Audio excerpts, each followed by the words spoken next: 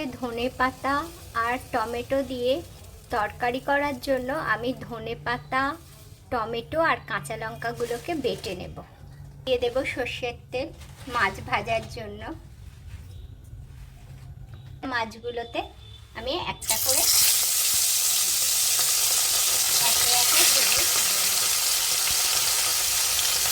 এবার মাছ ভাজাগুলোকে তুলে নেব। প্রায় একটু তেল দিয়ে দিলাম, ডিমগুলোকে ভেজে নেব। কড়ায় তেল দিয়ে দিলাম, জিরে ফোড়ন, জিরে ধনে আর লঙ্কার গুঁড়ো মেশানো। এবার দিয়ে দেব ধনেপাতা আর টমেটোর পেস্টটা, দিয়ে দেব নুন, হলুদ,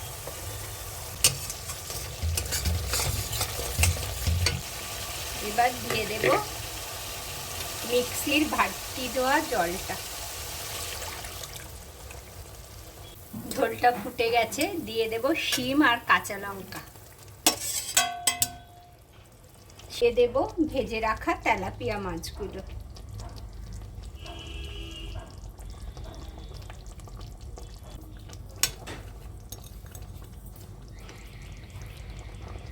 তেলাপিয়া মাছের তরকারিটা দেখুন, ঝালটা শিম তেলাপিয়ার ঝাল, তার মধ্যে রয়েছে ধনেপাতা আর টমেটো পেস্ট, একদম রেডি।